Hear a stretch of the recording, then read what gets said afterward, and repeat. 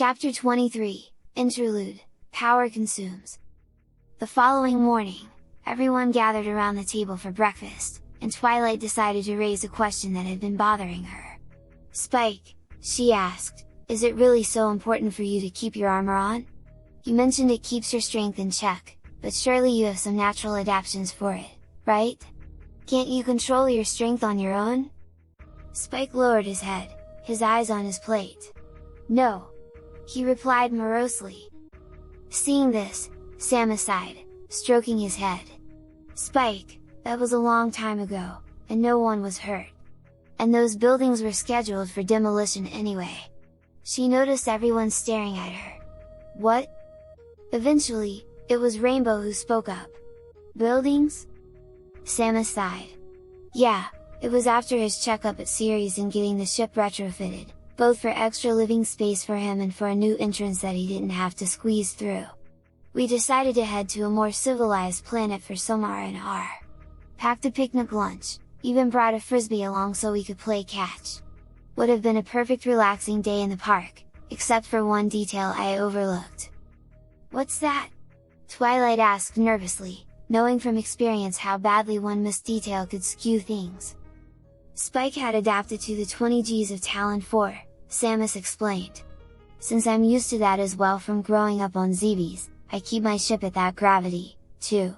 Ceres is variable Gs, depending on what's being done in a given lab, and they kept Spike and I in a lab mirroring Talon 4 conditions while they studied how he'd grown. The planet I'd chosen for our recreation was 1 G.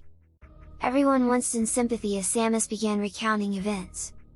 Samus walked along happily in her Zero suit, watching as Spike raced along the ground, investigating the healthy trees and flowers, at one point even ducking his head into a lake to taste the water. The other people in the park were nervous about his presence at first, but his enthusiastic greetings and overall happy attitude soon had him relaxing, although Samus had to laugh when one of the kids referred to him as Dragon Puppy. Samus paused in her retelling to let the ponies' laughter and Spike's embarrassment subside. She was glad their laughter at this event didn't bother him. After a time, Samus found a spot she liked and laid out the large blanket for them both to sit on while they ate. At first the day passed without incident. Spike curled up on the blanket to enjoy the sandwiches and fried chicken Samus had brought along, snapping up all the bones himself since the minerals were good for him, easily digestible, and the fragments had no danger of getting lodged in his throat.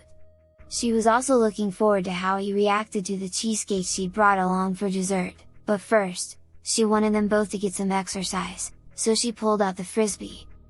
Spike and Samus passed the frisbee back and forth a few times, racing across the grass to catch it as they came down.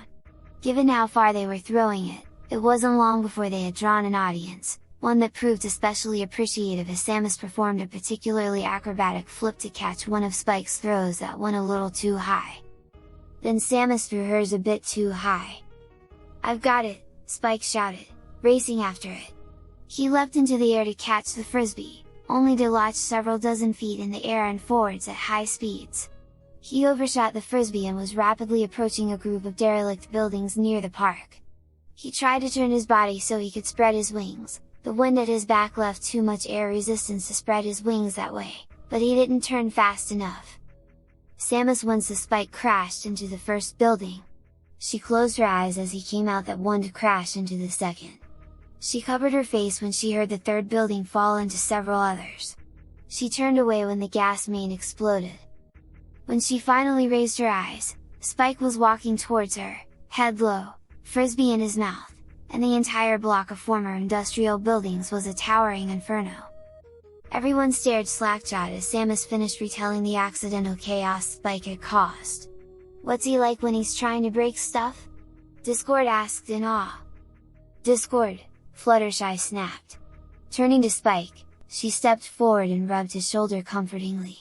There, Spike, it's alright. You didn't mean to. And, well, they were all meant for demolition anyway, right?" Applejack asked. "Those buildings were," Spike replied. "But the next block over, which I could have just as easily smashed into, was residential." "That doesn't sound like good building planning," Twilight pointed out. The buildings were going to be demolished to be replaced with more residential, Samus pointed out. Ah! Spike sighed sadly. But, that wasn't the worst of it. Spike glanced back over his shoulder, seeing the destruction he'd accidentally wrought. Turning forwards, the frisbee melting in his mouth from the fire, he saw all the people staring at him, their eyes filled with awed fear. He knew what they saw in him. He could read it far too easily. It was the first thing he thought when he'd first seen Ridley. Monster! He tried to face up to that gaze as long as he could, but eventually he turned and fled, racing back to the ship, diving into the new entrance and curling up in his corner, huddled and shivering as he hid from what he feared he had become. Samus was caught off guard as every pony present leapt over the table to pile onto Spike in a massive, comforting hug. She could plainly hear each of them telling him how he wasn't a monster, how he was a good dragon, and various other comforting words as they nuzzled and embraced him. Yeah, this sort of thing happens a lot here, Discord commented. Equestria is a very huggy place. You get used to it. Samus shrugged. I suppose I'll have to. She smiled over at Spike being assaulted with comfort. At least this is better than him hiding out in the ship and refusing to come out until our next mission. Next mission? Rainbow asked eagerly as all eyes once more turned to her. More stories? Scootaloo asked eagerly. Samus laughed easily. Alright, the next mission was to the planet Ether,